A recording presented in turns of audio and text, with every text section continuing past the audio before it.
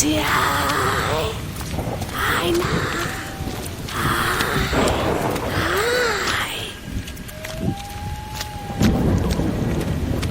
আয়, এদিকে আয়, আমার কাছে আয়, আয়,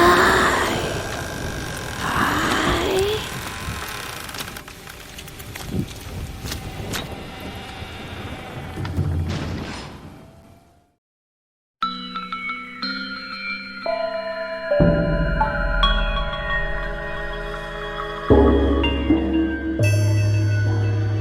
নমস্কার বন্ধুরা, গল্পের খেলাঘরে তোমাদের সবাইকে স্বাগত জানাই। তোমাদের জন্য আরেকটি ভিন্ন স্বাদের সম্পূর্ণ নতুন তান্ত্রিকের গল্প নিয়ে আজ আমরা হাজির হয়েছি। রহস্য, রোমাঞ্চ ভরপুর গল্পটি আশা করি তোমাদের বেশ ভালোই লাগবে। ভালো লাগলে গল্পটি অবশ্যই লাইক ও শেয়ারের সাথে আমাদের কমেন্ট বক্সে তোমাদের মূল্যবান মতামত জানিও। আর চ্যানেলে নতুন হলে চ্যানেলটি অবশ্যই সাবস্ক্রাইব করে রেখো। আমাদের আজকের নিবেদন লেখক প্রতুল রীতের লেখা গিরিজানাথ তান্ত্রিক ও পিশাচ চক। লেখক প্রতুল রীতের জন্ম 2000 সালের 20 জুলাই হাওড়ার রামরাজাতলায়। তিনি বেলুর রামকৃষ্ণ মিশন শিল্প মন্দির কলেজ থেকে মেকানিক্যাল শাখায় পাশ করে বর্তমানে একটি বেসরকারি কোম্পানিতে কর্মরত। ছোটবেলা থেকেই বই পড়ার নেশা। লেখালেখির শুরু স্কুল ম্যাগাজিনে। প্রথম গল্প প্রকাশিত হয় তাতেই। এছাড়াও ফেসবুকের বিভিন্ন গ্রুপে এবং পেজে লেখালেখি করা তার নেশা। ইউটিউবেও ছড়িয়ে রয়েছে তার লেখা বেশ কয়েকটি গল্প। আজকের গল্পটি তার শ্রেষ্ঠ গিরিজানাথ তান্ত্রিক সিরিজের প্রথম গল্প। শুরু করছি আজকের গল্প, সঙ্গে থাকছি গল্পের সূত্রধার আমি সাগ্নিক।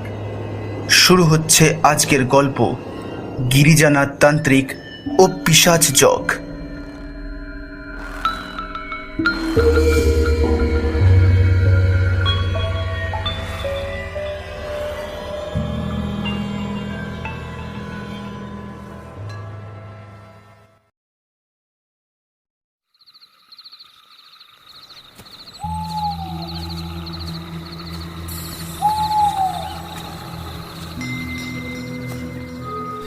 রাত গভীর হলে প্রকৃতির অভ্যন্তরে ঘটে যায় অনেক বিচিত্র ঘটনা।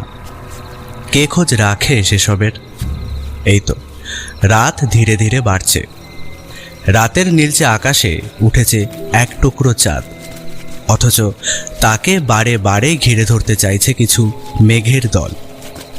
চাঁদের ওই একটুখানি ক্ষীণ জ্যোৎস্না রাঙিয়ে দিতে চাইছে বনের উঁচু ডালপালাওয়ালা গাছগুলোকে। চাঁদের আলোয় ছায়া পড়ে একটা কালো ছায়ামূর্তির, কুচকুচে কালো অবয়ব। খানিক ঝুঁকে এগিয়ে চলেছে পথের শুকনো পাতাগুলোকে মারিয়ে।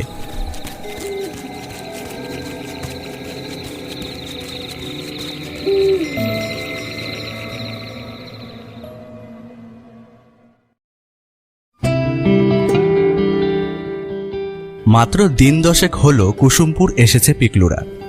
আর এই কদিনেই জায়গাটা বেশ পছন্দ হয়ে গেছে পিকলুর। পিকলুর ভালো নাম পিনাকি, পিনাকি রঞ্জন ভট্টাচার্য। পিকলুর বাবার বদলির চাকরি, কোথাও এক জায়গায় বেশি দিন থাকা হয় না তার। আজ এ জায়গা তো কাল সে জায়গা। এই জিনিসটা বেশ মজার লাগে পিকলুর। নতুন নতুন জায়গা, নতুন নতুন লোকজন, বাড়িঘর, দোকানপাট, আরও কত কি। আগের স্কুলে সে পড়ছিল ক্লাস 8-এ। এখানে আসার দিন দুয়েকের মধ্যেই একটা স্কুলে ভর্তি হয়ে গেছে।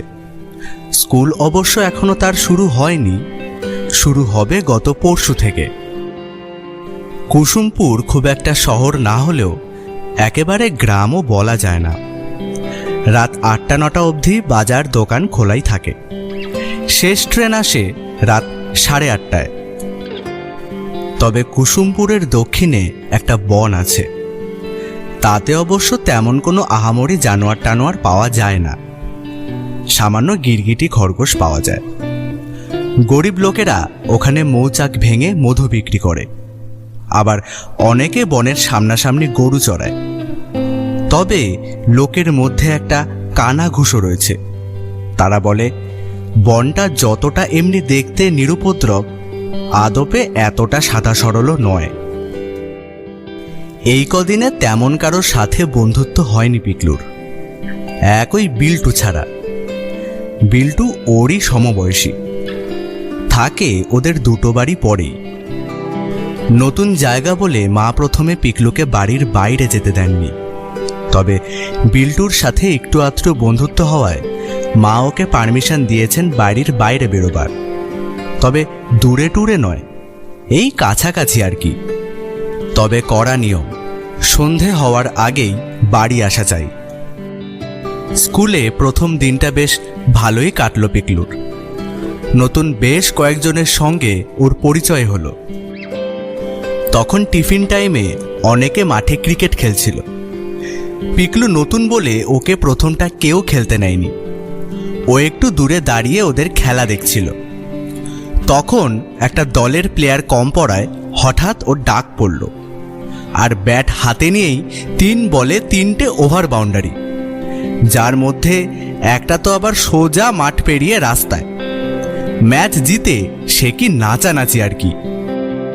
স্কুল থেকে ফিরে কিছু মুখে দিয়েই পিকলু বেরিয়ে গিয়েছিল বিল্টুকে ডাকতে, কিন্তু ওর ঘরে গিয়ে জানতে পারল বিল্টুর ধুম জ্বর। অগত্যা কি করা, একা একাই সাইকেল নিয়ে এদিক ওদিক ঘুরতে লাগলো পিকলু। হঠাৎ মাথায় কি খেয়াল হলো, একবার দক্ষিণ দিকের ওই বনটার দিকে গেলে কেমন হয়। আকাশের দিকে একবার তাকায় সে, রোদ এখনো বেশ ঝলমল করছে। বাবার মুখে এই বনটার কথা শুনেছে পিকলু। একবার বিল্টুর সাথে ওদিকটায় গেছিল বটে, তবে ওইটুকুই, দূর থেকে দেখেই চলে এসেছে। বিল্টু বলে বনটা নাকি ভালো নয়। কেন, সে নিয়ে কিছুই বলেনি বিল্টু, আগ্রহ দেখায়নি অবশ্য পিকলু। বনটা ওদের বাড়ি থেকে খুব বেশি দূরে নয়, ওই সাইকেলে করে মিনিট 20-25 পথ। সাইকেলে উঠে জোরে প্যাডেল ঘুরিয়ে দেয় সে।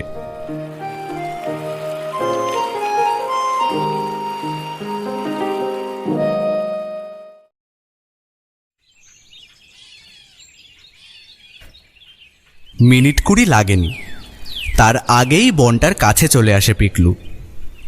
বনটার কাছে আসতেই সাইকেল থেকে নেমে পড়ে সে। এদিকটায় দুটো রাস্তা ভাগ হয়ে গেছে, একটা রাস্তা সোজা চলে গেছে, অন্য একটা কিছুটা ঢালু হয়ে নেমে গেছে বাদিকে। সেদিকেই মোড় নেয় পিকলু। পায়ে চলার পথখানা বেশ সরু, দুপাশে উঁচু গাছের ঘেরাটো। পিকলু একবার ভেবে নেয় সাইকেলখানা নিয়েই ভেতরে যাবে কি না। না, সাইকেলটা এখানে না রাখাই ভালো। তাতে ফের উঠে বসে চালাতে থাকে। কিছুটা এগোতেই বোঝা যায় এটা বেশ বড় বনই বলতে গেলে। হঠাৎই যেন বনটা বেশ বড় হয়ে গিয়েছে। একদিকে ভারত সরকারের বন বিভাগের একটা হোর্ডিং আঁটা, চারিদিকে বড় বড় গাছ। নাম না জানা পাখিদের কিচিরমিচিরে জায়গাটা বেশ ভালো লেগে যায় পিকলুর। গাছগুলো বেশ উঁচু উঁচু। শেষ বিকেলের সূর্যের আলো পাতা ভেদ করে ঠিকমতো নিচে আসতে পারছে না। একটা আলো আধারী পরিবেশ যেন একটা অদ্ভুত মায়াবিকতার সৃষ্টি করেছে। আর একটু এগোলে কেমন হয়। মাথার উপর তাকায় পিকলু। যতটুকু আলো নিচে এসে নামছে তাতে মনে হয় সন্ধে হতে এখনো কিছুটা বাকি আছে। এবার সাইকেলটা একটা বড় শাল গাছের গায়ে ঠেস করিয়ে দিয়ে পিকলু সামনে এগোয়। এগোনোর সময় একবার পিছনে যেদিক দিয়ে এসেছিল সেদিকটা তাকিয়ে দেখে নেয় পিকলু। তারপর সামনের দিকে পা বাড়ায়। এগোতে এগোতে বুঝতে পারে এদিকটায় লোকজন কিছু আসে। ভিজে মাটিতে কিছু পায়ের ছাপ অস্পষ্ট হয়ে আছে। মিনিট 5 যাওয়ার পর বনটা ঘন হয়ে আসে। পথটা বেশ বড় বড় ঘাসে ঢাকা, কোনোটা তার কোমরের সমান। জঙ্গল ঠেলে সামনে এগোতে থাকে পিকলু। কেমন যেন একটা আকর্ষণ বোধ করছে যেন সে। আস্তে আস্তে গোটা পৃথিবীটা যেন তার কাছ থেকে একটু একটু করে হারিয়ে যাচ্ছে যেন।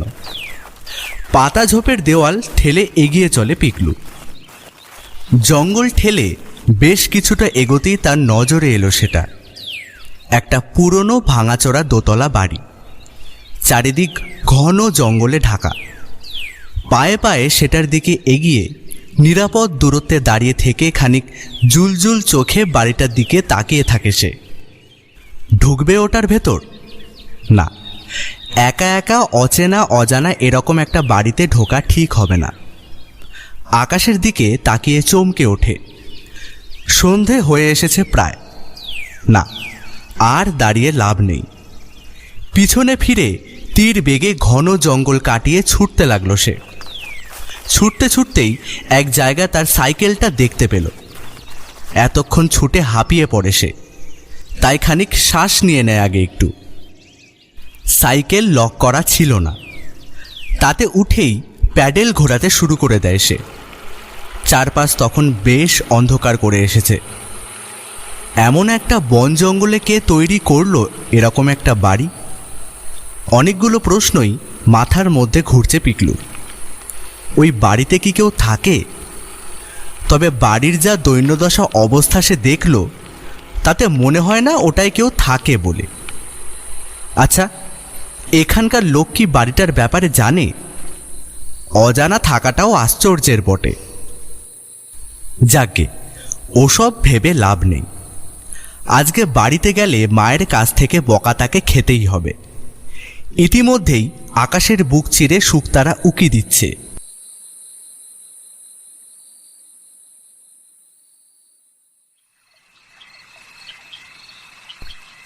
বাড়িতে পৌঁছে পিকলু তার সাইকেলটা যথাস্থানে রেখে দেয়। তারপর খুব নিঃশব্দে গুটি গুটি পায়ে সিঁড়ি দিয়ে উপরে উঠে আসে। সবে ঘরের চৌকাঠে পা দিয়েছে এমন সময় মায়ের গলা কানে এলো। এই যে, এতক্ষণ কোথায় ছিলিস? তোকে না বলেছিলাম সন্ধ্যের মধ্যেই বাড়ি ফিরতে? ঘড়ি দেখেছিস? নতুন জায়গা, ভালো করে রাস্তাঘাট চিনিস না? বলতে বলতে মায়ের গলা স্বাভাবিক হয়ে আসে। এইবার পিকলুর মা রান্নাঘরে ঢোকে। পায়ে পায়ে ভিতরে ঢোকে পিকলুও। জানো মা, বাবা সেদিন এখানের যে বোনটার কথা বলেছিল, আজ না সেখানে গিয়েছিলাম। মা কড়াইতে কিছু একটা রান্না করছিলেন। খুন্তি নাড়াতে নাড়াতে অন্যমনস্কভাবেই বললেন, ও তাই নাকি? ওই বনের মধ্যে অনেক ভিতরে একটা বাড়ি দেখলাম, জানো মা। তুই বনের ভেতর ঢুকেছিলিস? তাই আবার এই সন্ধেবেলাতে? হায় কপাল। বলে মা গজগজ করতে থাকে। ডিনার টেবিলে বাবার কাছে মাই প্রথম পারল। জানো তোমার ছেলে আজ কি করেছে? কেন, কি হয়েছে? ও আজকে একা একা দক্ষিণের ওই বনটাতে গিয়েছিল। তাতে কি হয়েছে? ভেতরেও ঢুকেছিল। তা যাক না, ওই জঙ্গলে কোনো জানোয়ার টানোয়ার তেমন কিছু নেই বলেই জানি। বনটা ভালো নয়, সেদিন বলছিল, শুনছিলে না? ওরকম বাজে জনশ্রুতি সব জায়গাতেই থাকে। মা আর কিছু বললেন না। এবার পিকলু কথা বলে। জানো বাবা, ওই বনের অনেক ভিতরে একটা বাড়ি আছে। তাই নাকি? তা কেমন দেখলি বাড়িটাকে? খুব পুরানো, একেবারে ভাঙাচোরা, মনে হয় না কেউ থাকে বলে। তা এমন একটা বাড়ি যদি সত্যিই থাকে, তবে তা নিয়ে ভাববার কথা বই কি। আচ্ছা, আগামীকাল অবিনাশবাবুকে ব্যাপারটার কথা জিজ্ঞেস করতে হবে। উনি কুসুমপুরের অনেক দিনের বাসিন্দা, উনি নিশ্চয়ই জানেন। পিকলু আর কথা বাড়ায় না। বাড়িটার প্রতি একটা অদম্য কৌতূহল অনুভব করতে থাকে। বাড়িটা তার রোম কোষে যেন একটা অদ্ভুত তরঙ্গ খেলিয়ে দিচ্ছে।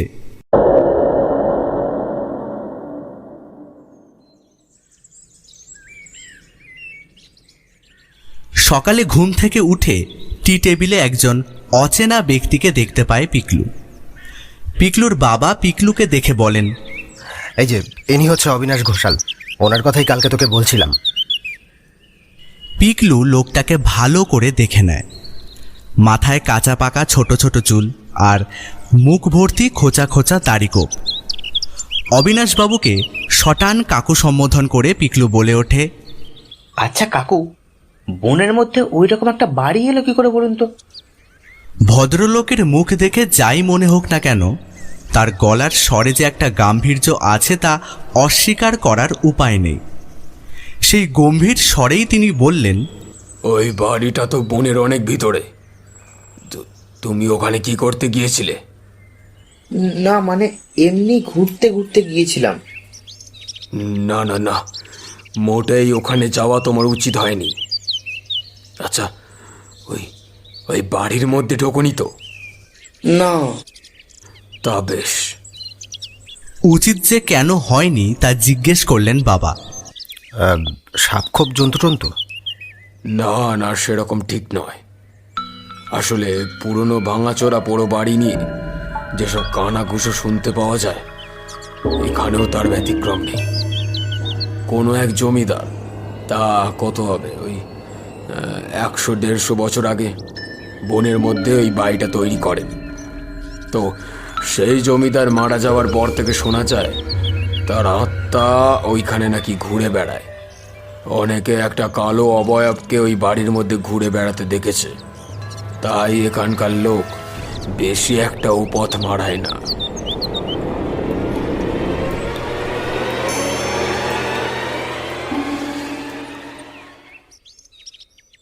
এক নিঃশ্বাসে কথাগুলো বলে ভদ্রলোক থামেন। পিকলুর মনে মনে বেশ হাসি পায়। ভূত? হুঁ। তবে সে প্রকাশ করে না। পিকলুর বাবা অবিশ্বাসী গলায় বলে ওঠেন, ভূত? কি বলেন মশাই? মৃদু হাসেন অবিনাশবাবু। আপনারা নতুন এসেছেন, তাই হয়তো বিশ্বাস করছেন না, কিন্তু ওই বাড়িটা যে ভুতুড়ে সে বিষয়ে কিন্তু সন্দেহ নেই। বছর কয়েক আগে ওই এক মাতাল কি খেয়ালে গিয়েছিল ওখানে। বলে কিনা সে এসব নিয়ে রিসার্চ ফিচার্স করে। যত সব, তাকে বাধা দেওয়া হয়েছিল বটে, তবে সে এসব শোনেনি। আর তারপর থেকে তাকে আর কেউ দেখেনি। লোকে বলে তাকে টেনে নিয়েছে জমিদারের প্রেতাত্মা। শুধু বেশ কয়েকদিন পর বাড়ি থেকে দূরে ঝোপের মধ্যে তার কীটচোরা পাওয়া গিয়েছিল। তারপর থেকে ওই পদ আর কেউ মারায় না। পুলিশে খবর দেননি? হ্যাঁ, তা অবশ্য দেওয়া হয়েছিল, তবে পুলিশ এসব ব্যাপারে গাই করেনি। বলে এসব প্যারানর্মাল অ্যাক্টিভিটিতে পুলিশ কিছু করতে পারবে না। তাছাড়া লোকটার পরিচয়ও বিশেষ কেউ জানতো না। ব্যাপারটা চাপা পড়ে যায় ওখানে। লোকজন এ নিয়ে আর বেশি ঘাটায়নি। এবার ভদ্রলোক পিকলুর দিকে মুখ ফেরায়। তুমি কিন্তু এরপর থেকে আর ও বাড়ির দিকে যাবে না। বাড়িটার সুবিধার নয়। কি বুঝেছো তো? পিকলু কিচ্ছু বলে না, মাথা নেড়ে সম্মতি জানায়।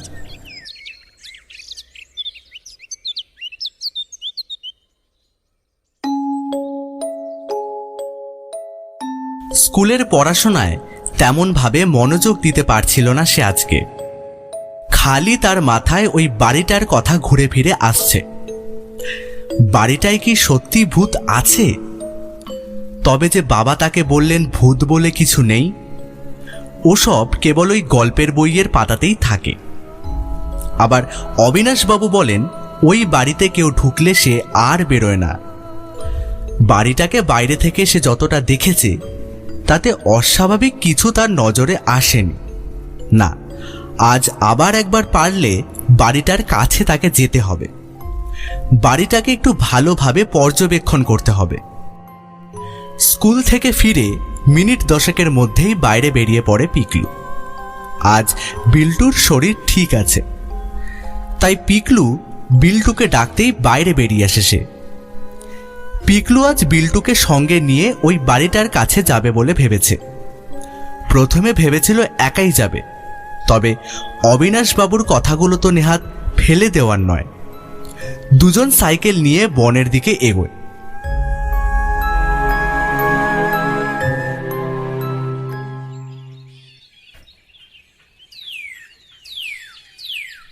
আগের দিনের মতো সেই একই জায়গাতেই সাইকেলখানা রাখে পিকলু, পাশে বিল্টুও। সে বেচারা ভেবেছিল পিকলু হয়তো বনের এদিকটায় ঘুরবে খানিক, কিন্তু ঘন বনের ভিতরে একটু একটু করে সে এগিয়ে যেতেই বিল্টু চঞ্চল হয়ে ওঠে।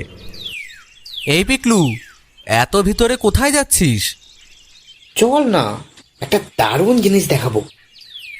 বিল্টু আর কথা বাড়ায় না, ঝোপ ঠেলে পিকলুর পিছু পিছু চলতে থাকে। বড় বড় গাছের এক ডাল থেকে অন্য ডালে লাফিয়ে বেড়াচ্ছে কাঠবেড়ালির দল। কাঠঠোকরার এক টানা ঠকঠক আওয়াজ অনেকটা যেন দম দেওয়া টাইমপিস ঘড়ির মতো শোনাচ্ছে। চারিদিকে হরেক রকমের পাখির বিচিত্রকর ডাকে বনখানা যেন জীবন্ত হয়ে উঠেছে। হাঁটতে হাঁটতে অনেকটা সময় পরে বাড়িটার কাছে চলে আসে দুজনে। জঙ্গল সরিয়ে সেটার সামনে আসতে পিকলু বলে ওঠে, এই দেখ সেই জিনিস যেটার কথা তোকে বলেছিলাম। এই তোর দারুণ জিনিস। কেন? এমন একটা ভাঙাচোরা নির্জন বাড়িতে কত ইতিহাস লুকিয়ে থাকে তুই জানিস? শুনেছিলাম বাড়িটা কোনো এক জমিদারের বানানো। গুপ্তধন থাকাটাও আশ্চর্য কিছু নয়। যাবে নাকি ভিতরে? না বাবা না, বাবা এই বাড়িটার কথা বলেছিল একদিন, এতে ভূত আছে। তুই শেষে শখ করে এখানে নিয়ে এলি। আচ্ছা ঠিক আছে, আমি একাই ভিতরে যাই। গুপ্তধন যা পাবো সব কিন্তু আমার। মাথায় এক রাশ চিন্তা নিয়ে যেই পিকলু এগোনোর জন্য পা বাড়িয়েছে, অমনি তার হাতখানা খামচে ধরে বিল্টু। না না, তোকে কিছুতেই যেতে দেব না। আরে কেন? ও বাড়ি ভালো নয়, যে যায় সে আর আসে না। দূর। সত্যি রে, সত্যি। আরে এরকম তো হতেই পারে। এই বাড়িতে হয়তো কোনো পাজি লোক গা ঢাকা দিয়ে আছে। তাদের আসল চেহারা আমাদের ফাঁস করে দিতেই হবে। পাজি বদমাইশ লোক যদিও থাকেও, আমরা দুজন মাত্র কি করব? আরে সেই কথাটা শুনিসনি? একের পাশে আর একটা এক বসলেই তো 11 হয়। ঠাট্টা রাখ, আমি তোকে ওই বাড়ির মধ্যে যেতে দেব না, ব্যাস। অবশেষে পিকলু পরাস্ত হয়। বেজার মুখে বলে, আচ্ছা তাহলে বাড়িটা একটু ঘুরে দেখে নি। বিল্টু আর আপত্তি করে না। আগের দিন পিকলু বাড়ির সামনেটা দেখেছিল, আজ বিল্টুকে নিয়ে বাড়ির পিছন দিকটায় গিয়ে উপস্থিত হয়। বাড়ির এদিকটায় ঝোপঝাড় আরও বেশি, ফার্নের জঙ্গল একগাদা। এদিকটায় আসতেই একটা গন্ধ নাকে আসে দুজনের, কেমন যেন একটা স্যাঁতস্যাঁতে সোদা সোদা গন্ধ। তার সাথে আরও একটা গন্ধ, অনেকটা সেই পশু পাখিদের গা থেকে আসে। পিছনের দরজাখানা দেখা যাচ্ছে বটে, তবে সেটা ঢাকা বুনো লতাপাতা আর ঝোপে। দরজার ডান দিকে হাত কয়েক তফাতে একটা জানালা চোখে পড়ে দুজনের। মোটা কাচের সার্সি হয়তো এককালে লাগানো ছিল, বয়সের ভারে তা কবেই ভেঙে গেছে। পায়ে পায়ে সেই জানালাটার দিকে এগিয়ে গিয়ে চোখ রাখে ভেতরের দিকে। পুরো অন্ধকারে ঢাকা ভেতরটা। ভেতরে ঢোকা কোনো কঠিন ব্যাপার নয়, কিন্তু পিকলু ঢোকার চেষ্টা করল না। জানালার সামনে দাঁড়িয়ে ভেতরে কি আছে সেটা বোঝার চেষ্টা করল। আশ্চর্য রকম সেই গন্ধটা এখন আরও তীব্র। অন্ধকারে অনেকক্ষণ তাকিয়ে থাকার পর চোখটা খানিক সয়ে যেতে ভেতরটা আবছা চোখে পড়ল। কয়েকটা ভাঙাচোরা সোফা আর আলমারি, বেশি আর তেমন কিছু নজরে আসে না। হ্যাঁ, আর একটা জিনিস, একটা ভাঙাচোরা সিঁড়ি। আর না, আর কিছু দৃষ্টিগোচর হলো না। ঠিক এমন সময় হঠাৎ ভাঙা সিঁড়ির উপর একটা শব্দ হলো। সচকিত পিকলু কান খাড়া করে রুদ্ধ দৃষ্টিতে তাকিয়ে থাকে অন্ধকার সিঁড়িটার দিকে। খট খট খট, যেন কেউ সিঁড়ি দিয়ে নামছে। আর সেই সঙ্গে ভেসে আসছে একটা অদ্ভুত গড় গড় শব্দ। কুকুর টুকুর নাকি? ভাববার অবকাশ পেল না পিকলু। হাতে চাপ পড়েছে, বিল্টু টানছে, গন্ধটা এখনো আসছে, সেই অদ্ভুত পাশবিক সোদা সোদা গন্ধ। সিঁড়ির শব্দটা থেমে গেছে, নিশ্চুপ সবকিছু। পিছিয়ে আসে পিকলু, মাথায় কয়েকটা প্রশ্ন উকি মারছে। সেসব পরে ভাবা যাবে। ঝোপঝাড়ের ফাঁকে ফাঁকে জায়গা করে নিয়েছে কালো অন্ধকার। বিল্টুর সাথে ফেরার রাস্তা ধরে পিকলু।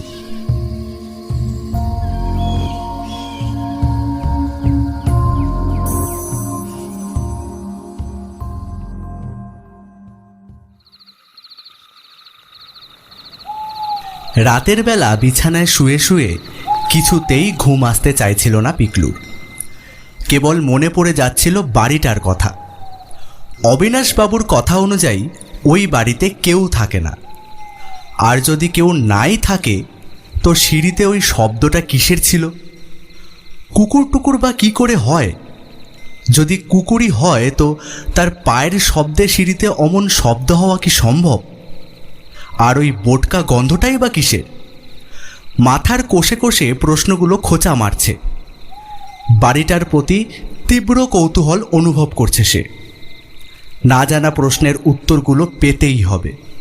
হ্যাঁ, কাল একবার যেতেই হবে ওখানে। এবারে অবশ্য একাই যাবে ঠিক করলো। বিল্টু যা ভীতু, তাতে করে সে কিছুতেই ওই ভেতরে ঢুকবে না, সেই সঙ্গে পিকলুকেও দেবে না ঢুকতে। বালিশে মাথা চোখ বুজে ভাবতে থাকে বাড়িটার কথা। সকাল অবধিও ভালো করে ঘুম আসে না তার। পরদিন হাফ ছুটি। স্কুল থেকে বাড়ি ফিরে কয়েকটা জিনিস রেডি করে নেয় পিকলু। একেবারে খালি হাতে ওই বাড়িতে যাওয়া কিন্তু ঠিক হবে না। পিকলু তাই জিওমেট্রি বক্সটা খোলে। তা থেকে বার করে নেয় পেন্সিল, নাইফ আর একটা ব্লেড। তারপর সেটা ঢুকিয়ে দেয় প্যান্টের পকেটে। সেই সাথে আরও দুটো জিনিস পকেটে চালান করে, একটা ছোট 2 ব্যাটারির টর্চ আর বাবার ভিডিও ক্যামেরাখানা। বিল্টুকে ডাকেনি। স্কুলেই বলে দিয়েছিল আজ সে খেলতে বেরোবে না, শরীরটা ভালো নয়। বিকেলবেলা একা বার হয় পিকলু। সাইকেলে বসে প্যাডেল ঘুরিয়ে দেয়। গত দুদিনের মতন আজকেও সেই একই জায়গাতেই সাইকেলটা রেখে গুটি গুটি পায়ে জঙ্গল পেরিয়ে বাড়িটার কাছে এগোতে থাকে। ঘন পাতার আড়াল থেকে ইতিমধ্যেই আলো নেমে আসা কমে আসছে। ঝিঝির শব্দকে পেরিয়ে যাচ্ছে পায়ের আঘাতে শুকনো পাতা আর ডালপালা মোচড়ানোর শব্দ। চারিদিকে আর বিশেষ কোনো শব্দ নেই, যেন গোটা বনখানা কোনো অজানা আশঙ্কায় থম মেরে আছে।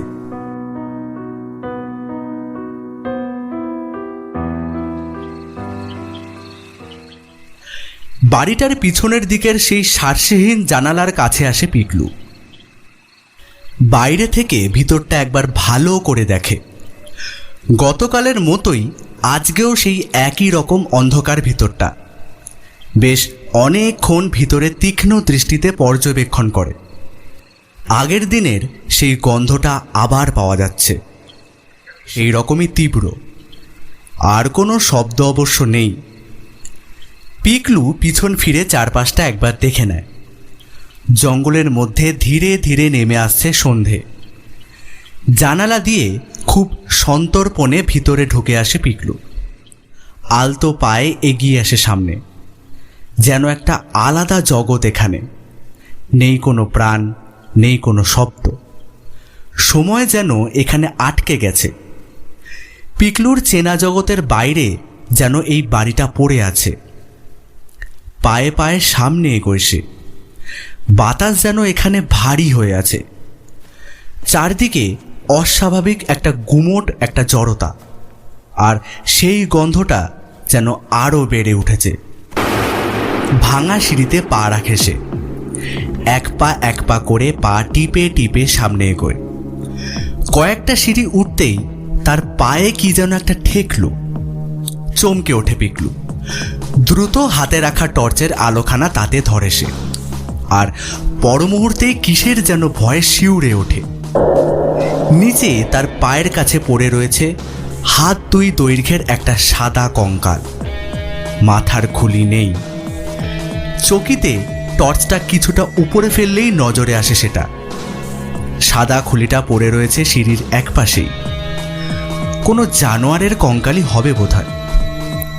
পিকলু ভীতু নয়, তবে এহেন পরিস্থিতিতে পিকলুর সারা শরীর ভিজে উঠেছে ঘামে। কি আছে এখানে? এভাবে একটা প্রাণীর কঙ্কাল এলোই বা কি করে? কিন্তু এ সত্ত্বেও সিঁড়ি দিয়ে ওঠার লোভটা সামলাতে পারল না সে। আরও কয়েকটা ধাপ উঠে অনেকগুলো প্রাণীর কঙ্কাল দেখতে পেল সে। নাম না জানা প্রাণীগুলোর কঙ্কালগুলো যেন তাকিয়ে রয়েছে তারই দিকে। ঘোলাটে অন্ধকারে হয়তো সতর্ক করছে পিকলুকে। আরও কয়েক ধাপ উঠে একটা খচখচ শব্দ কানে আসে পিকলুর। এখানটায় সিঁড়িটা ঘুরে বাঁ দিকে বাঁক নিয়েছে। পিকলুও বাঁ দিকে বাঁক নিয়ে সিঁড়ির ধাপে পাখানা রাখে, আর তখনই প্রচণ্ড ভয়ে সারা শরীর কেঁপে ওঠে। হাতের টর্চটা নিবন্ধ সিঁড়ির উপরের দিকটায়। টর্চের ঘোলাটে আলোয় পিকলু যা দেখে তা সে স্বপ্নেও ভাবেনি। সিঁড়িটা যেখানে শেষ হয়েছে সেখানে উবু হয়ে বসে আছে একজন। সারা শরীর কালো, কোনো কাপড়ে ঢাকা, তার হাতে ধরা একটা বন মোড়ক। দ্রুত মুখের দিকে চোখ চলে যায় পিকলুর। কালো মূর্তিটা সেটা ছিঁড়ে ছিঁড়ে খাচ্ছে। মুখের কষ বেয়ে গড়িয়ে পড়ছে লাল রক্ত। পিকলুর সারা শরীর জুড়ে কাঁপুনি। শীতল স্রোতের ঢেউ বেয়ে যাচ্ছে শিরদাঁড়া বেয়ে। এও কি সম্ভব? এ কি কোনো মানুষ হতে পারে? তবে চেহারা যে অবিকল মানুষের আদলের। কিন্তু কোনো মানুষ কি আদেও কাঁচা মাংস অমনভাবে খেতে পারে? তবে কি এ কোনো পিশাচ? সিঁড়িতে ওই প্রাণীগুলোর কঙ্কাল যে ওই অজানা প্রাণীটার কারণেই তা বুঝতে দেরি হয় না পিকলুর। প্রাণীটা আলোও দেখতে পায় না। এতক্ষণ টর্চের আলোখানা দেখেও তার উৎসের দিকে বিন্দুমাত্র নজর দেয়নি। একইভাবে ছিঁড়ে খেয়ে চলেছে বনমোরগখানা।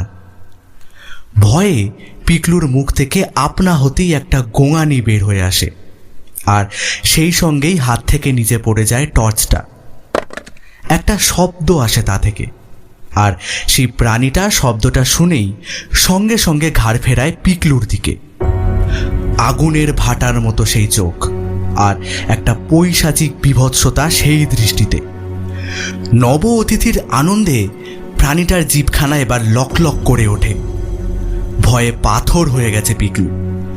নড়ার ক্ষমতা পর্যন্ত নেই যেন তার। প্রাণীটা উঠে দাঁড়িয়েছে খানিক, তার নজর পিকলুর দিকে। গলা শুকিয়ে গেছে তার, পা দুটো যেন আটকে গেছে তার। কিন্তু না, এখান থেকে যে তাকে বেরোতেই হবে। নিজের সমস্ত ক্ষমতা একত্র করে ভাঙা সিঁড়ি দিয়ে নিচে নেমে আসে পিকলু। টর্চটা তার কাছে নেই। ঘুরঘুটি অন্ধকারে সেই জানালাটা চোখে পড়ছে না। প্রাণীটা ধীর পায়ে ঘটঘট শব্দে সিঁড়ি দিয়ে নেমে আসছে। ভাববার কোনো অবকাশ নেই। কোথায় ওই জানালাটা? ওটা কি? চোখটা অন্ধকারে সয়ে যেতে একটু আলোর ক্ষীণ আভাস দেখতে পায়। সামনে দৌড়ে সেটার দিকে এগিয়ে যাওয়ার সময় কোনো কিছুতে হোঁচট খেয়ে পড়তে পড়তেও নিজেকে সামলে নিয়ে আলোর উৎসের কাছে চলে আসে। এটা সেই জানালা। তাড়াতাড়ি উঠতে গিয়ে কোনো কিছুতে হাঁটুর কাছটা ছড়ে যায়, কিন্তু সমস্ত কিছুকে অগ্রাহ্য করে খোলা জানালার ফাঁক দিয়ে বাইরে বেরিয়ে আসে সে। আর পিছনে ফেরার সাহস নেই। প্রাণীটা এখনো পিছু ছাড়েনি। ঘরমাক্ত পিকলুর বুকটা প্রচণ্ড উথাল পাথাল হচ্ছে। প্রচণ্ড জোরে পা ছুটতে থাকে তার। এমন সময় পায়ে আসে কোনো উঁচু একটা জিনিস। টাল সামলাতে পারে না পিকলু। একটা আর্তনাদ করে হোঁচট খেয়ে পড়ে। সারা শরীর অবশ হয়ে আসে যেন। চারিদিকটা আস্তে আস্তে অন্ধকার হয়ে আসছে, চোখটা বুজে আসতে চাইছে যেন। পিশাচটা এখন আরও কাছে, সেটার বোটকা গন্ধটা নাকে ঝাপটা মারছে তার।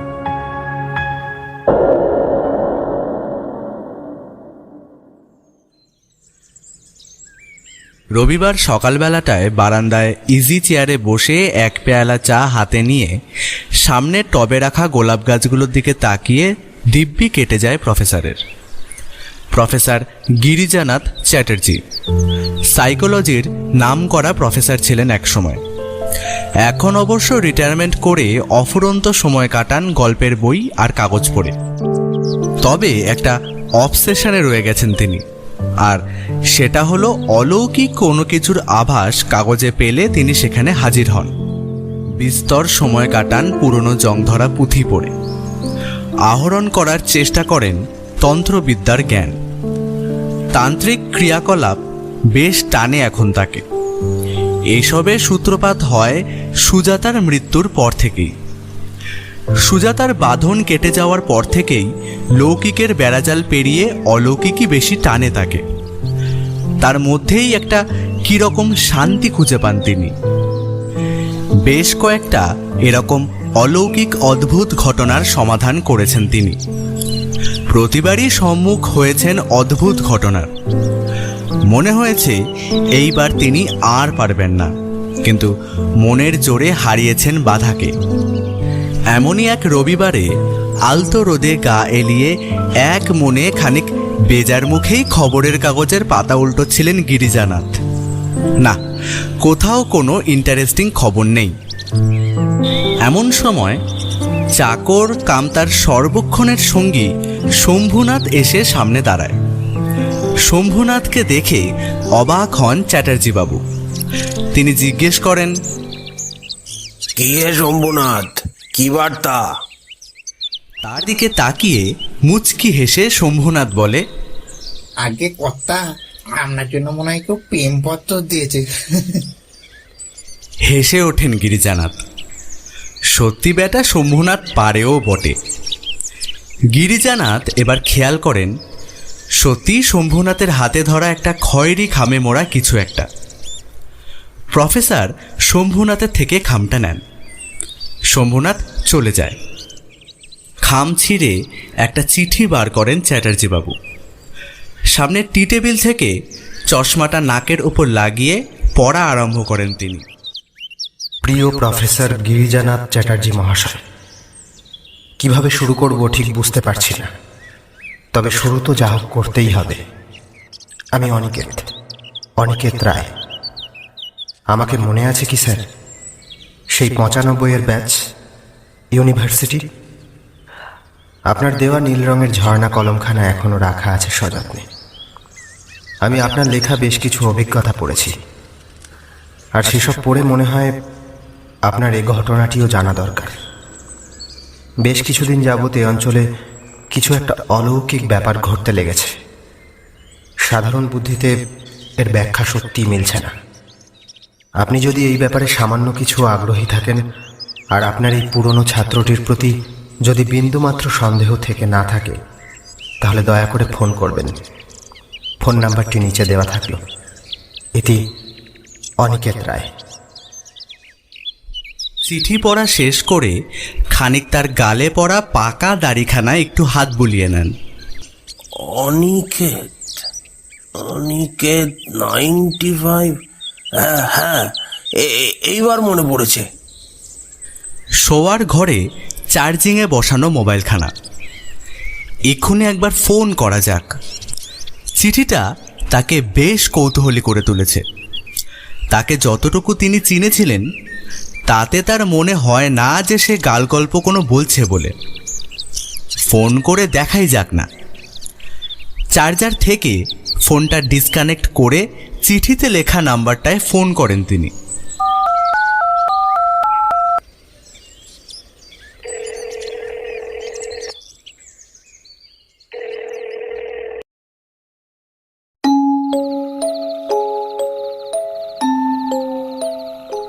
একটা ঘন অন্ধকার রাস্তা, দুপাশে ঝাপসা গাছের সারি, নিঃশব্দ নিস্তব্ধতা চারিদিকে। কেবল সেই নিস্তব্ধতা ভেঙে মাঝে মাঝে হাওয়া খেলে যাচ্ছে গাছগুলোর পাতার মধ্যে দিয়ে। একটা অদ্ভুত আবেশ চারিদিকে। অন্ধকারের জাল কেটে আস্তে আস্তে এগিয়ে যাচ্ছে একটা ছেলে। এত অন্ধকারে ছেলেটাকেও দেখা যায় না। আকাশের গায়ে কে যেন এঁকে দিয়েছে কালো মেঘের চাদর। এমন সময়ই নৈশব্দ ভেঙে শোনা যায় একটা মিহি শীষের মতন শব্দ। হালকা তরঙ্গের মতন হাওয়ার ঝাপটা খেতে খেতে সেটা কানে আসে ছেলেটার। ছেলেটা সজাগ হয়ে যায়। সে হাঁটা থামায়। ঘন ঘন এদিকে ওদিকে চোখ ফেরায় সে। অন্ধকারের জাল ছিঁড়ে দেখা যায় একজোড়া লাল চোখ, বলা ভালো দুটো আগুনের কুণ্ডলী। বিছানায় উঠে বসে পিকলু। তার মাথায় ঝাপটা মারছে অনেকগুলো আবছা ধোয়ার কুণ্ডলী। তার চোখ খোলেনি পুরোপুরি। ধীরে ধীরে বিছানা থেকে নেমে আসে পিকলু।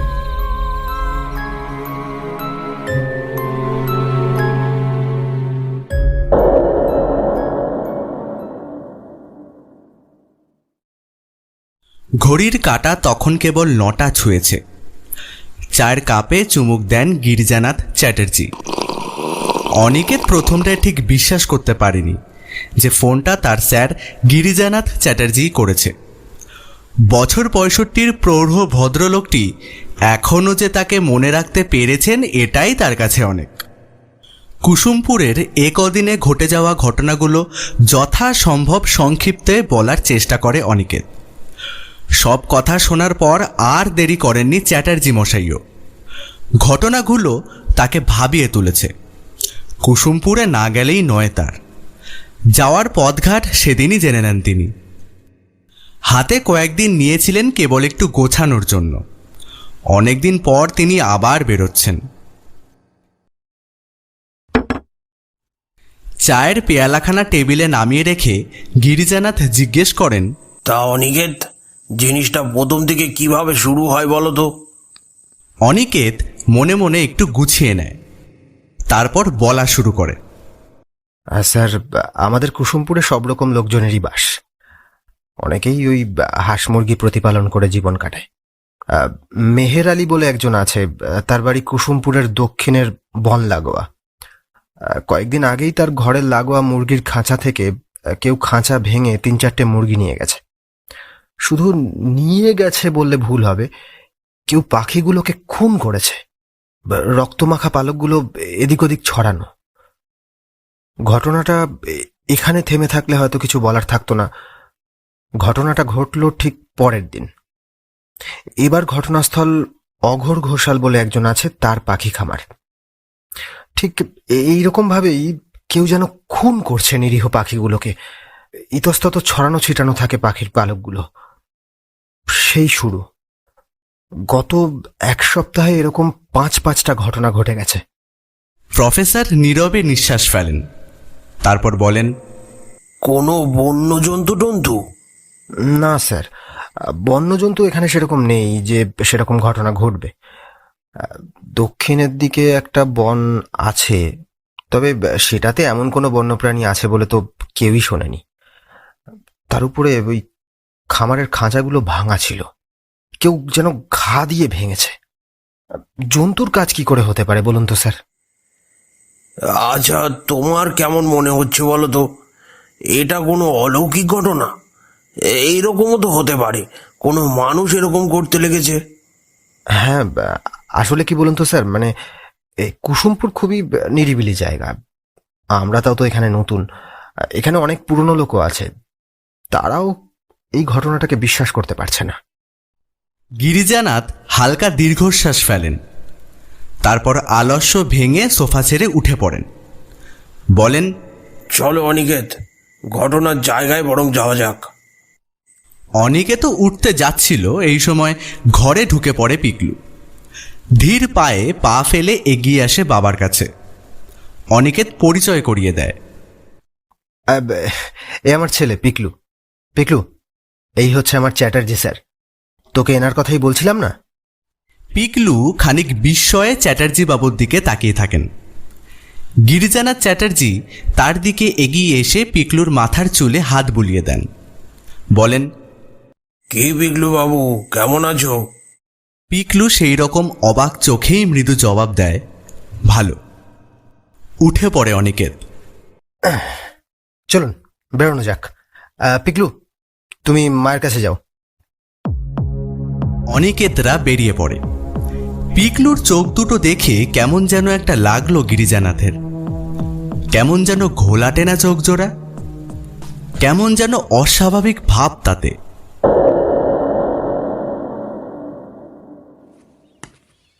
দুজনে হেঁটে হেঁটেই বেরিয়ে পড়ে। কার্তিকের শুরু। বাতাসে কেমন হালকা হিমেল ভাব, রোদের তেজের দাপাদাপি খানিক কম। হাঁটতে হাঁটতে এসে পৌঁছয় মেহের আলীর ছোট্ট ঘরখানার সামনে। সামান্য ডাকাডাকিতেই বেরিয়ে আসে মেহের। অনিকেতকে মেহের চেনে। অনিকেত চ্যাটার্জি বাবুর সাথে মেহেরের সামান্য পরিচয় করিয়ে দেয়। গিরিজানাথ ততক্ষণে ঘুরে ঘুরে দেখছিলেন আশেপাশে। মুরগির খাঁচাটায় বেশ অনেকগুলো মুরগি। সেই খাঁচার লকটা এখনও ঠিকভাবে সারানো হয়নি। কোনোভাবে সেটাকে কাজ চালানোর উপযোগী করে রাখা হয়েছে মাত্র। সেই খাঁচাটার দিকে একভাবে তাকিয়ে গিরিজানাথ বলেন, তা মেহের ভাই, তোমার এই খাঁচা ভাঙার সময় রাতে কোনো শব্দ শুনোনি? মেহের ঘাড় নাড়ে। সারাদিন কাজ করে বাবু, রাতে আমার আর সার থাকে না। তবে খুব শব্দ হলে নিশ্চয়ই পেতাম। শুধু আমি কেন, গিন্নি আর বছর দশকের মেয়ে সিনিও তো রয়েছে, তারাও তো কোনো শব্দ পায়নি। কেবল সকালে উঠে দেখি খাঁচা ভাঙা, কেউ খুন করে নিয়ে গেছে আমার কতগুলো মুরগি। আচ্ছা মেহের ভাই, তোমার বাড়ি থেকে দক্ষিণের বনটা তো খুব দূরে নয়, ওখান থেকে কোনো জন্তু? আমরা জানি ও বনে তেমন কিছু থাকে না, তাও যদি থাকে সেই জন্য তো আমরা সবাই মিলে বনটাতে বহুত খোঁজাখুঁজিও করেছি, কিন্তু না, সেরকম কোনো জানোয়ার তো দেখা গেল না। আমি বলি কি সাহেব, এ কোনো জানোয়ার না, আমার গায়ে নজর লেগেছে দানব। দানই প্রতিদিন রাতে ঘুরে ঘুরে সব করে বেড়াচ্ছে। একে একে বাকি লোকেদের সাথেও কথা বলে ওরা দুজনে। সবার কথা থেকেই বুঝতে পারে কিছু একটা খটকা নিশ্চিত আছে। সবাই এই ঘটনাটাকে স্বাভাবিক মেনে নিতে পারছে না। অনিকেত গিরিজানাথকে নিয়ে কুসুমপুরটা ঘুরে বেড়াতে চলল। সজাগ দৃষ্টিতে সব কিছু পর্যবেক্ষণ করে নিচ্ছিলেন গিরিজানাথ। দক্ষিণের বনটাতেও গেলেন দুজনে। অনিকেত জানালো যে সে শুনেছে এই বনে কোনো ভয়ঙ্কর জন্তুটন্তু নেই। গিরিজানাথ ঘুরে ঘুরে দেখছিলেন উঁচু উঁচু গাছগুলোকে। কি যেন একটা রয়েছে এই বনেতে। গাছের পাতাগুলো কেমন অদ্ভুতভাবে দোল খাচ্ছে। মনের ভুল কি হবে হয়তো। অনিকেতের সঙ্গে বিকালের দিকে গিরিজানাথ ঢু মারলেন ভবতোষ হালদারের বাড়ি। হালদার মশাইয়ের বয়স ৮০-র কাছে, তবে এখনও বৃদ্ধ বেশ শক্ত সামর্থ্যই রয়েছেন।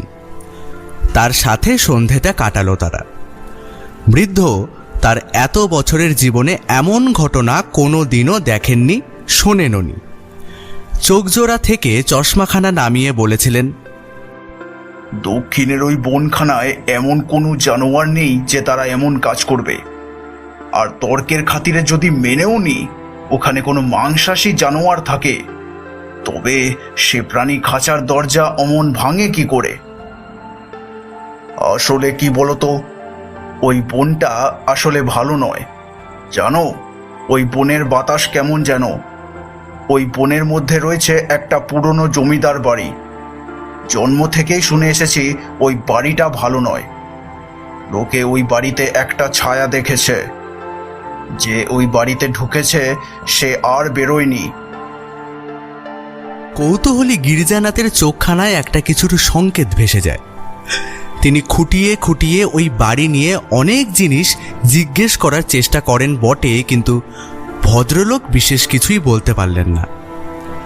গিরিজানাথ মন দিয়ে সব শুনতে থাকেন।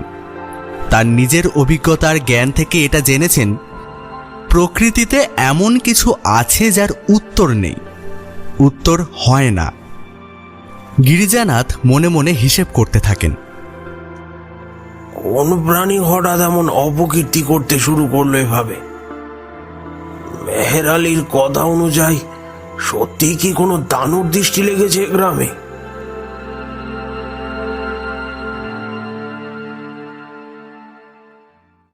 ইদানিং বড্ড বেশি চুপচাপ হয়ে গেছে পিকলু। স্কুলের বাইরে আর বেরোয় না তেমন সে। একা একা কেমন যেন গুম হয়ে থাকে। বিকেলে ছাদে একা একা দূর আকাশের দিকে তাকিয়ে থাকে। বিড়বিড় করে কিছু বলে কি না কে জানে। খাওয়ার সময় খেতে খেতে পিকলুকে দেখছিলেন গিরিজানাথ। তার চোখের ওই ঘোলাটে ভাবটা তাকে ভাবাচ্ছে, যেন ওটা স্বাভাবিক নয়। খাওয়ার পর গিরিজানাথ অনিকেত আর ওর স্ত্রী পরমার কাছে কথাটা পারলেন। প্রশ্নটায় প্রথমে অনিকেত আর পরমাও অবাক হয়েছিল। পরমা বলেছিল, হঠাৎ এরকম কথা বললেন কেন গিরিজা বাবু? খাওয়ার সময় কেমন জানি এক অদ্ভুত স্থির দৃষ্টিতে খেয়েই চলছিল। আসলে ও কিন্তু খুব একটা ছটফটে নয়, তবে কিছুদিন যেন বেশি চুপচাপ হয়ে গেছে। সেটা আপনার কথার পর সত্যিই মনে হচ্ছে। কি ব্যাপার বলো তো?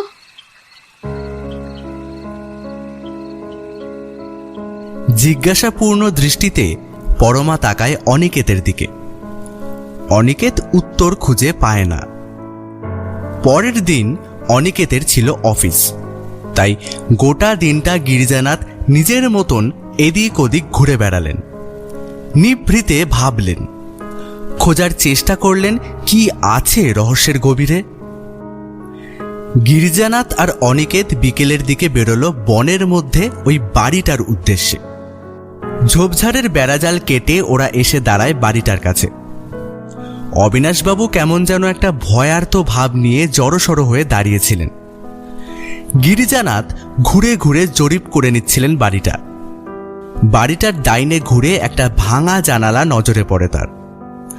জানালাটা সামান্য ফাঁক করার চেষ্টা করেন। অন্ধকার চারিদিক, যেন মনে হয় নরকের কোনো পাতালপুরীর নিঃসঙ্গ অন্ধকার।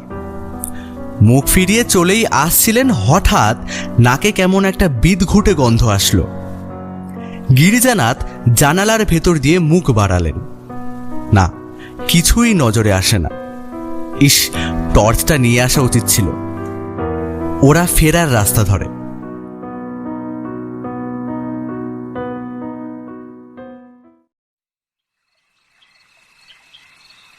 তন্দ্রাহীন মায়াবী রাত।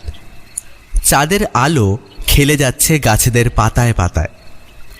এপাশ ওপাশ করে উঠে পড়ছেন গিরিজানাথ। বাগানের দিকের বারান্দাটার রেলিংয়ের ধারে এসে দাঁড়ান তিনি। মনে অনেকগুলো প্রশ্ন ঘুরপাক খাচ্ছে। হাতড়ে বেড়াচ্ছেন তিনি। গতকালকেও শোনা গেছে পাখি মৃত্যুর ঘটনা। কি হচ্ছে এই কুসুমপুরে?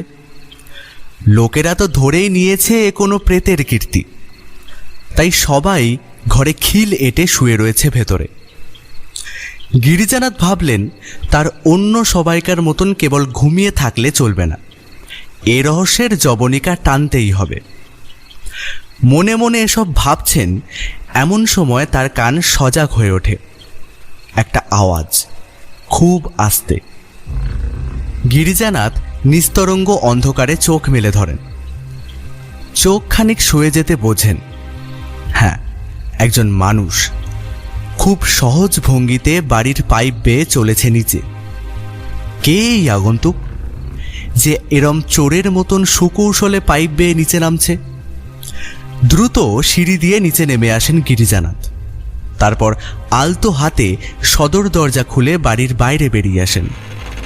একটা ছায়ামূর্তি বাগানের রাস্তা দিয়ে এসে খুলে ফেলছে সদরের মেইন গেট। সেটার দিকে এগিয়ে যান গিরিজানাথ। কিছুটা এগিয়ে গিয়ে ধাক্কাটা খান। চাঁদের আলোয় গিরিজানাথ দেখেন এ ব্যক্তি চোর নয়, নয় কোনো আগন্তুক। এ অনিকেতের ছেলে পিকলু। সে দিকবিদিক না ভেবে কেবল এগিয়ে চলেছে। পায়ের শব্দ পাওয়া যায় না তার, যেন সরীসৃপের মতন। কিন্তু এত রাতে নিঝুম কুসুমপুরের রাস্তা দিয়ে কোথায় চলেছে সে? অনেকটা হেঁটে এসে একটা বাড়ির সামনে এসে দাঁড়ায় সে। বাড়িটা কার তা গিরিজানাথ জানেন না, তবে তিনি বেশ বুঝতে পারেন এই রহস্যের সাথে ভীষণভাবে জড়িয়ে পিকলু। বাড়িটার পিছন দিকে এসে দাঁড়ায় পিকলু। একই এই বাড়ির মালিকের ওই পাখির খাঁচা। আতকে ওঠেন গিরিজানাথ। এ কি সম্ভব? সমস্ত সম্ভাবনাকে সত্যি করে এবার পিকলু রাস্তা থেকে তুলে নেয় একটা বেশ বড় ভাঙা ইট। ক্ষিপ্র হাতে সুকৌশলে ভেঙে ফেলে খাঁচার লক। খাঁচায় থাকা মুরগিগুলো ভয়ে ডেকে ওঠে। তার থেকেই খান তিনটে পাখিকে বার করে আনে।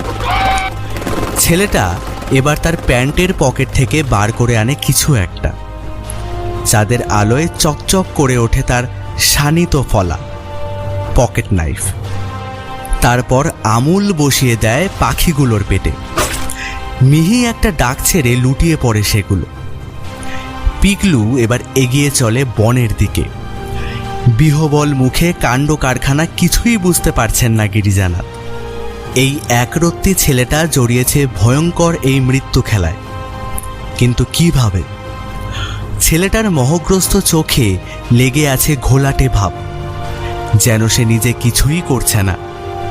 সে এক ভয়ানক নারকীয়তার গিনিপিগ।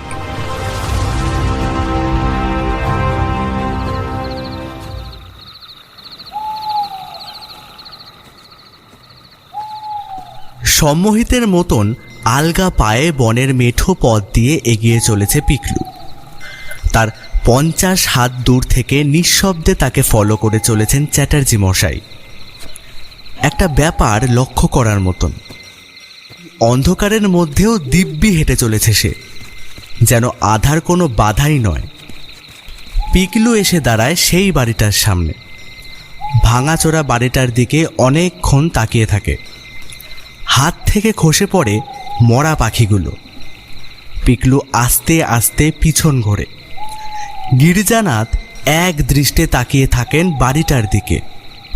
অন্ধকারের জাল কেটে হঠাৎ কি যেন একটা লাফিয়ে পড়ে পাখিগুলোর সামনে, তারপর চকিতে উধাও হয়ে যায়। মুহূর্তের জন্য যেন শিউরে ওঠেন তিনি। ওটা কি ছিল? কি ছিল ওই জিনিসটা?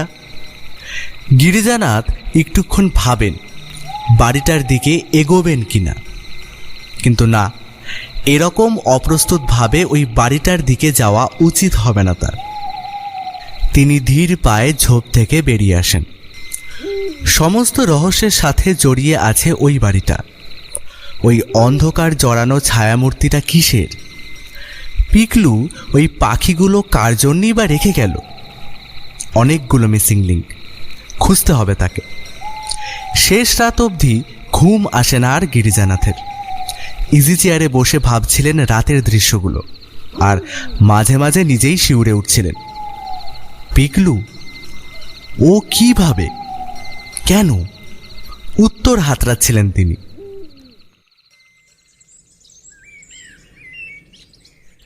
সকালে অনিকেতের ডাকে ঘুম ভাঙে তার। কি স্যার, ইজি চেয়ারেই ঘুমিয়ে পড়েছিলেন? গিরিজানাথ শুকনো হাসি হাসেন।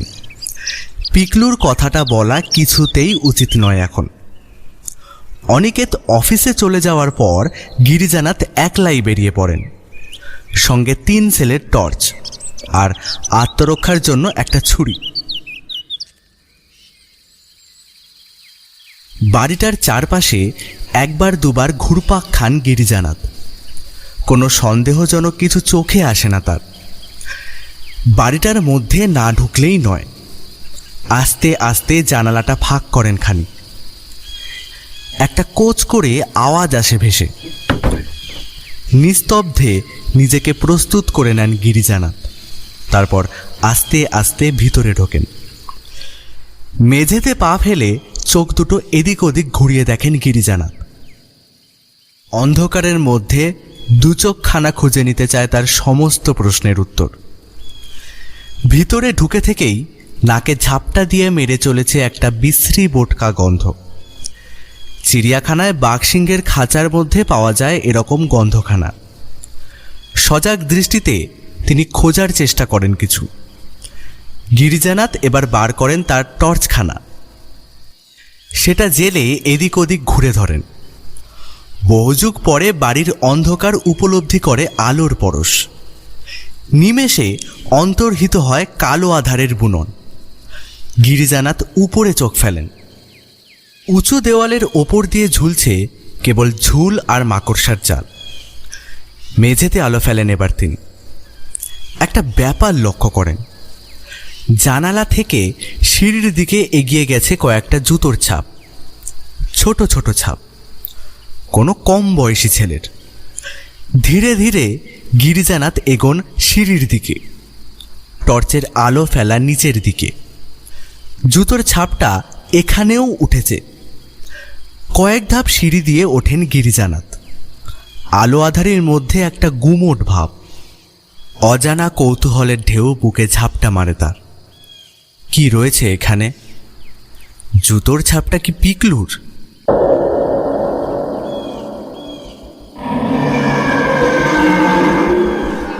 হঠাৎ একটা খুব ক্ষীণ আওয়াজ আসে গিরিজানাথের কানে। কানটা সজাগ হয় তার। কালকের রাতে দেখা ওই জানোয়ারটা কি এখানেই লুকিয়ে আছে?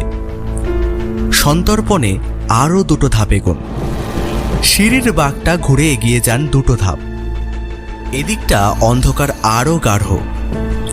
এমন সময় হঠাৎ সেই জমাট বাঁধা অন্ধকারের পরত থেকে আচমকা একটা ছায়া দ্রুত চোখের সামনে এদিক থেকে ওদিকে সরে যায়। মুহূর্তে গিরিজানাথের বুকের হার্টবিট বেড়ে যায় খানিক। কি ছিল এটা? কোনো জন্তু কি চোখের সামনে নিমেষে এরকম ভাবে চলে যেতে পারে নাকি? এমন সময় গিরিজানাথের কানে আসে একটা লোম খাড়া করে দেওয়া আওয়াজ। নিস্তব্ধ প্রাসাদপুরীর ইট কাঠ থেকে প্রতিফলিত হতে থাকে তার রক্ত জল করা আওয়াজ।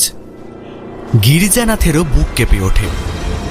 কার এরকম রক্ত জল করা আওয়াজ?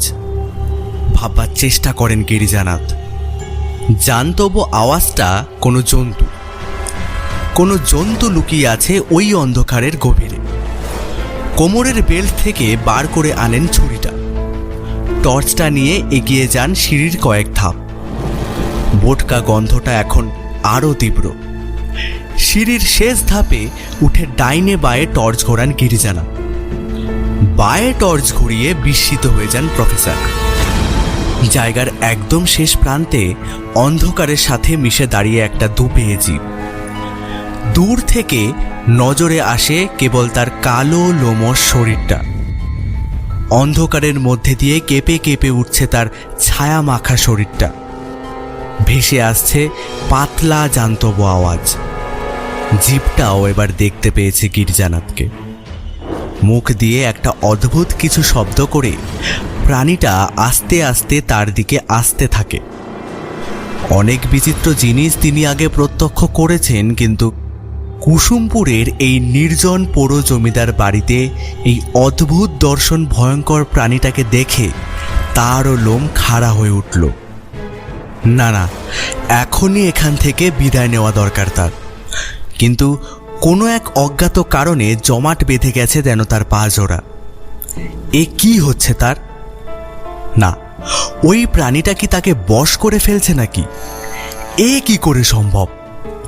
প্রাণীটার শব্দহীন পা দুটো কাছে আসছে। এ কি হচ্ছে তার সাথে? তার স্বাভাবিক ক্ষমতা হারিয়ে যাচ্ছে কেন? অবশ হয়ে আসতে চাইছে তার মাথাখানা। না না না, এ কি করে সম্ভব? এই অদ্ভুত দর্শন জীবটা কি তাকে বশ করে ফেলতে চাইছে? গিরিজানাথের মাথাটা হঠাৎ খুলে যায়।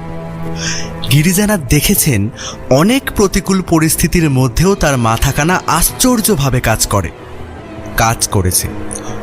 অবশ ভাবটা খানিক কাটতেই তিনি তার টর্চখানা মেলে ধরেন প্রাণীটার মুখ লক্ষ্য করে। হ্যাঁ, যা ভেবেছিলেন। একটা ছোট্ট আর্তনাদ ভেসে আসে সেটার দিক থেকে। মুখ ঢেকেছে জীবটা। গিরিজানাথ দেখেন তার পায়ের সেই অবশ ভাবখানা আর নেই। না না, আর এক মুহূর্তও নয়। তিনি দ্রুত পিছনে ঘোরেন, প্রাণপণে দৌড়ন সিঁড়ি লক্ষ্য করে।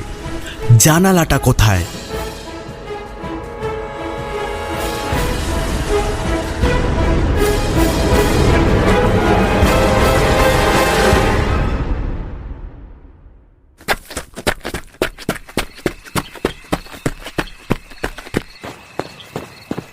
ছুটতে ছুটতে অনেকটা পথ পেরিয়ে এসে হাঁপাচ্ছিলেন গিরিজানাথ। ওই অদ্ভুত দর্শন জিনিসটা আসলে কি? কোনো প্রাণী, জন্তু? টর্চের আলো ফেলার সময় মনে হয় তিনি যেন দেখেছিলেন মুখের কাছে লাল জমাট হয়ে থাকা কিছু। রহস্যের কিছু কিছু অনুধাবন করতে পারছেন তিনি। রুমাল বার করে ঘাম মুছে নেন একটু। পুলিশ স্টেশনে যাওয়া দরকার। গত দুদিন হঠাৎ করেই বেপাত্তা হয়েছিলেন গিরিজানাথ। অনিকেতকে কেবল ফোন করে জানিয়েছিলেন তিনি কলকাতায় যাচ্ছেন, খুব জরুরি দরকার। প্রফেসরের কথায় লেগেছিল কেমন একটা ভাব। অনিকেতের মনে হয়েছিল গিরিজানাথের গলার স্বর খুবই উত্তেজিত। কোনো সূত্র খুঁজে পেয়েছেন কি? অনিকেত বেশি কিছু জিজ্ঞেস করার সাহস পায়নি। মনে মনে চাইছিল কেবল কেটে যাক সমস্ত বিপদ এই কুসুমপুরের বুক থেকে। আরাম করে সোফায় গা এলিয়ে দেন প্রফেসর গিরিজানাথ। কার্তিকের হিমেল সকালেও তার পরিশ্রান্ত চোখে মুখে লেগে ঘামের ফোঁটা। চায়ের পেয়ালা থেকে বাকি চাটুকু শেষ করে প্রফেসর বলা শুরু করেন।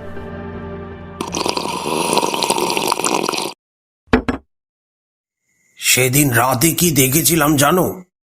এই ভয়ঙ্কর বৈশাচিক কাজ করে চলেছে তোমার ওই একরত্তি ছেলে পিকলু।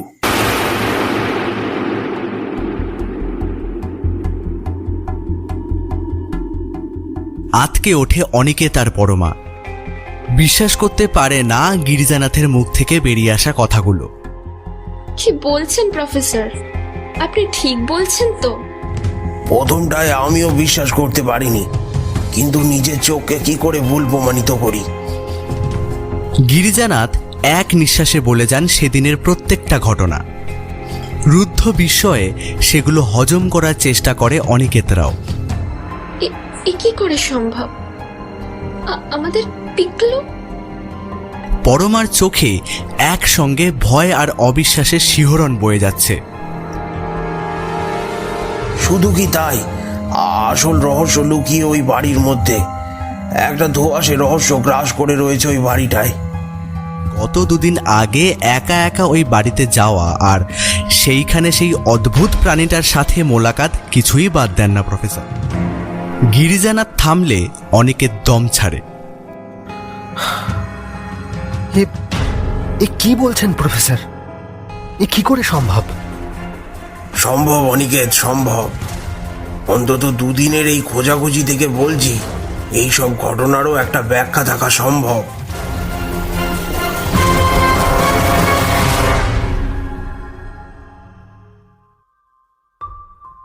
কিন্তু কিন্তু আপনি যেরকম একটা জীবের কথা বলছেন সেটা আসলে কি? আসলো কি করে? এই রহস্যের বীজ লুকিয়ে অনেক গভীরে অনিকেত। আমি গত দুদিনের জন্য কলকাতায় কি করতে গেছিলাম জানো? এক রূঢ় ব্যাপারে রিসার্চ করার জন্য। কলকাতায় আমার এক বন্ধু অমরেন্দ্র বসাকের কাছে কুসুমপুরের জমিদারের খোঁজ করলাম। অমরেন্দ্র প্রাচীন বাংলার জমিদারি নিয়ে বিগত অনেক দিন ধরেই রিসার্চ করে চলেছে। তার সাথে সেদিন সারা ন্যাশনাল লাইব্রেরি তন্ন করে খুঁজে খুঁজে পেলাম এক উত্তর। একটা পুরনো বইতে অবশেষে পেলাম কুসুমপুরের জমিদারের কথা। বইয়ের কথা অনুযায়ী কুসুমপুরের শেষ জমিদার বিনোদ বিহারী বর্মন মহাবিদ্রোহের সময় প্রচুর টাকা পয়সা করেছিলেন, কিন্তু এত টাকা পয়সা ধন সম্পত্তি কোথায় রাখবেন? কুসুমপুরের এই বন তখন ছিল বিরাট আর ঘন। জমিদারের হুকুমে এই বনের মধ্যে ধীরে ধীরে স্থাপন হলো বাড়ি। বলা হলো জমিদারের প্রমোদ ভবন, কিন্তু ভেতরের ব্যাপার কিছু আলাদাই ছিল। তার সমস্ত ধনের ভাণ্ডার জমা থাকলো এই বনের মধ্যে, কেউ জানল না। আরও জানা গেল যে জমিদার বিনোদ বিহারী ছিলেন তন্ত্রের উপাসক, কালো জাদু বিদ্যায় পারদর্শী। তিনি এই বাড়িতে এসে নিত্য তন্ত্রের উপাসনা করতেন। তার সমস্ত ধনভাণ্ডার কি এমনিতেই তার অবর্তমানে উজাড় হয়ে যাবে? না, কিছুতেই তা সম্ভব নয়। তিনি তন্ত্র উপাসনা শুরু করেন এবং স্থাপন করেন নিজের যক্ষকে। সে কিনা তার অবর্তমানে পাহারা দেবে তার ইহ সম্পত্তি।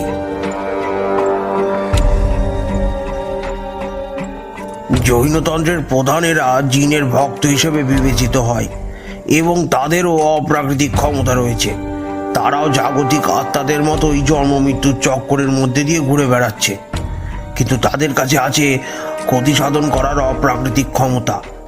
তন্ত্র সাধনের মাধ্যমে এই যক্ষকেই স্থাপন করেছিল জমিদার, কিন্তু হঠাৎই ঘটে আকস্মিক এক ঘটনা।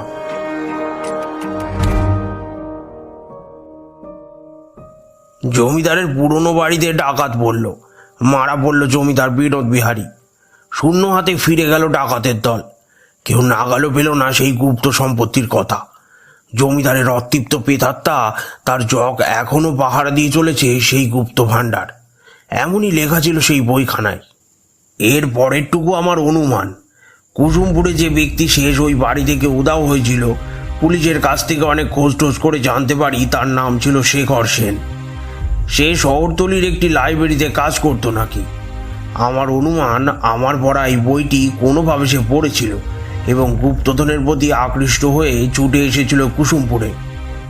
কিন্তু জমিদারের পেট তাকে আর ফিরতে দেয়নি।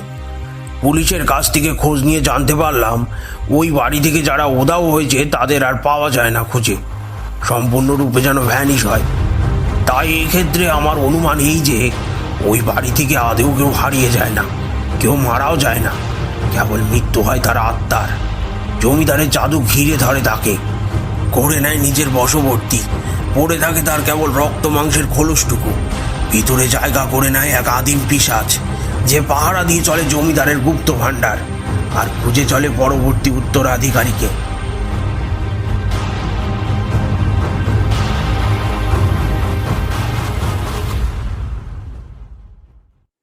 এখন কি করবেন প্রফেসর? আমার ছেলে, আমার পিকলুকে কি করে ওই ভয়ঙ্কর জিনিসটার কবল থেকে বাঁচিয়ে আনবো? ভয় পেও না বড় মা, আমি এই বিপদ থেকে পিকলুকে বাঁচাবই। ভরসা রাখো আমার উপর। গত দুদিন গিরিজানাথ নিজের মতন করে একটু একটু করে প্ল্যানিংটা গুছিয়ে নিচ্ছিলেন। জোগাড় করলেন লড়াই করার জন্য প্রয়োজনীয় আবশ্যকটুকু। সারা রাত না ঘুমিয়ে অনিকেত আর পরমা পাহারা দিয়েছে পিকলুকে। পিকলুকে এক মুহূর্তও চোখের আড়ালে যেতে দেয়নি পরমা। গিরিজানাথ মনে মনে ছকে নেন সমস্তটুকু। রাত তখন গভীর। দক্ষিণের বনের দিকে পা বাড়ান গিরিজানাথ। কুয়াশায় খানিক ভিজে যাচ্ছে তার গাখানা। রাত জাগা নিশাচর পাখির ডাক ভেসে আসে দূর থেকে, কেঁপে ওঠে গাছের পাতাগুলো। তারাও সাক্ষী থাকবে এই ঘটনার। একটা ঠান্ডা হিমেল বাতাস খেলে যায় নিস্তব্ধে। রাত জাগা পাখির অট্টহাসি ভেসে আসছে কোত্থেকে। বাড়িটার কাছাকাছি পৌঁছে নিঃশ্বাস ছাড়েন গিরিজানাথ। ধীরে ধীরে জানালার খোলা অংশটুকু দিয়ে ভিতরে ঢোকেন গিরিজানাথ। ঘরের মধ্যে কয়লার মতন কালো অন্ধকার। অন্ধকারে নিশ্চুপে খানিকক্ষণ স্থির থাকেন তিনি। প্রাণীটা যে এখানে রয়েছে সে বিষয়ে তিনি নিশ্চিত। একটা বোটকা গন্ধ নাকের মধ্যে ভেসে আসছে তার। মনে মনে প্রস্তুত হন গিরিজানাথ। তিনি কয়েক পা এগিয়ে যান, তারপর পা দিয়ে ঠক ঠক আওয়াজ করেন দুবার, কিন্তু না, কোনো শব্দ নেই কোথাও। আবার বার চারেক শব্দ করেন। এবার একটা শব্দ পান গিরিজানাথ, একটা চাপা গড়র মতন শব্দ। না, প্রাণীটার কাছে সংকেত গেছে। গিরিজানাথ পিছিয়ে আসেন একদম জানালার কাছে। কাজটা মোটেই সহজ হবে না, কিন্তু চেষ্টা তাকে করতেই হবে। পা দিয়ে জোরে আওয়াজ করেন তিনি। এবার সিঁড়িতে কিছু একটা আওয়াজ পান তিনি। সেই সঙ্গে প্রচণ্ড বোটকা গন্ধটা নাকে ধাক্কা মারছে। সিঁড়িতে পায়ের শব্দটা আরো কাছে এগিয়ে আসছে। প্রফেসর আরো জোরে টোকা মারেন পা দিয়ে, আর সেই সঙ্গে তড়িতে জানালার ফাঁক দিয়ে বেরিয়ে আসেন গিরিজানাথ। দ্রুত বাড়িটা থেকে নিরাপদ দূরত্বে চলে যান। পিছনে তাকান, একটা কালো অন্ধকার যেন জমাট বেঁধে আছে তার থেকে খানিক দূরে। মুখ দিয়ে আওয়াজ করেন তিনি, সংকেত দেন তার কাছে এগিয়ে আসার। গিরিজানাথ খানিক দৌড়তে আরম্ভ করেন। বুঝতে পারেন পিছনে ছুটে আসছে সেই প্রাণীটা। এটাই তো চেয়েছিলেন তিনি। প্রাণীটা তার কৌশলে পা দিয়েছে। দৌড়ের গতি বাড়ান গিরিজানাথ। কুয়াশা মোড়া ঝোপঝাড়ের মধ্যে দিয়ে দৌড়তে দেখা যায় দুজনকে। চলন্ত চোখজোড়া তাড়া করে চলে গিরিজানাথকে, পেতে চায় তার নাগাল। ভিজে পাতায় চিহ্ন এঁকে যায় গিরিজানাথের। ওই তো সামনেই ওই জায়গাটা। সমস্ত শক্তি দিয়ে দৌড়ে চলেন গিরিজানাথ। ঠিক সেই জায়গাটিতে এসে এক লাফ মারেন তিনি। ঠিক এই অপেক্ষাতেই ছিলেন গিরিজানাথ। প্রাণীটা দৌড়ে আসতে আসতে আটকে পড়ে সেটা। হঠাৎই তার পা জড়িয়ে যায়, আর শূন্যে উঠে যায় তার কালো রোমশ শরীরটা। চকিতে নিচু হয়ে ভোল্ট খেয়ে চলে আসেন পিছনে। পায়ে জড়ানো দড়িটা খুলে নেন দ্রুত। তারপর সুকৌশলে প্রাণীটার হাতখানা বেঁধে দেন। পকেট থেকে বার করেন কালো কাপড়টা। দ্রুত নিজের চোখ বন্ধ করে প্রাণীটার চোখ বেঁধে দেন। রাতের নিস্তব্ধতাকে খান খান করে চেঁচিয়ে ওঠে প্রাণীটা।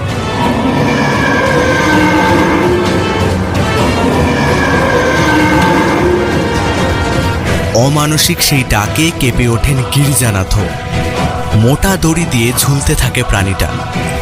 চিৎকারের সাথে ছটফট করতে থাকে সেটা। বন্ধনগ্রস্ত হাতে আঁকড়ে ধরতে চায় কোনো কিছু। গিরিজানাথের চোখ যায় পিশাচের মুখের দিকে। মানুষের মুখের আকৃতির মতোই, কেবল তার ঢাকা কালো চুলে। ঠোঁটটা লাল হয়ে আছে।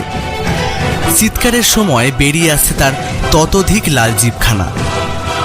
গিরিজানাথ দেখেন তার গড়া ফাঁদে শেষ পর্যন্ত পা দিয়েছে পিশাচটা। না, তার বুদ্ধি তাকে ঠকায়নি। গিরিজানাথ তার বাঁ হাতখানা ডান হাতের বাহুতে ধরে ডান হাতখানা চেপে ধরেন পিশাচটার কপালে। বিড়বিড় করে ওঠেন একটা মন্ত্র।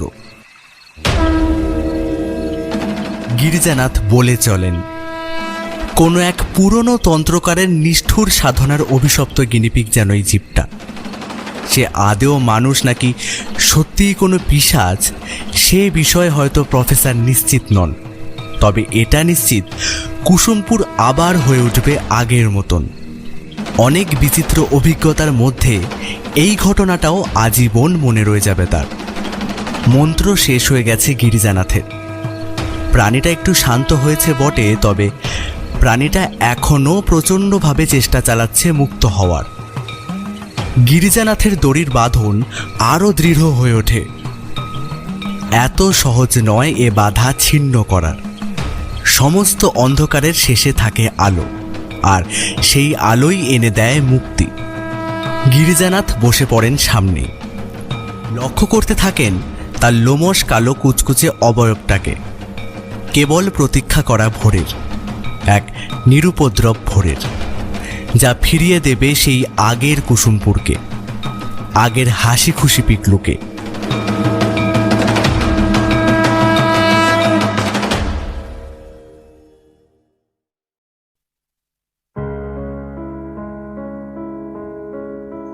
শুনছিলেন গিরিজানাথ তান্ত্রিক ও পিশাচ চক। গল্পের সূত্রধার এবং ভবতোষ হালদারের চরিত্রে আমি সাগ্নিক। গল্পের কথক শুভ, পিকলু স্বপ্নদীপ, অনিকেত সৌমেন, পিকলুর মা অস্মিতা, অবিনাশবাবু সায়ন, বিল্টু শুভধর, গিরিজানাথ চিঞ্জিত, মেহের আলী রমা এবং চাকর শম্ভুনাথ শুভদীপ। সমগ্র গল্পটির ধ্বনি পরিকল্পনা করেছে শুভম। পোস্টার সম্পাদনায় সৌরেন্দ্র, সহ-পরিচালনা ও প্রযোজনায় শুভদীপ এবং পরিচালনা করেছে স্বপ্নদীপ। আজকের গল্প এই পর্যন্ত। পরবর্তীকালে আরও নতুন গল্প এনে হাজির করা হবে। ততক্ষণে সাবধানে থাকবেন, সুস্থ থাকবেন। নমস্কার।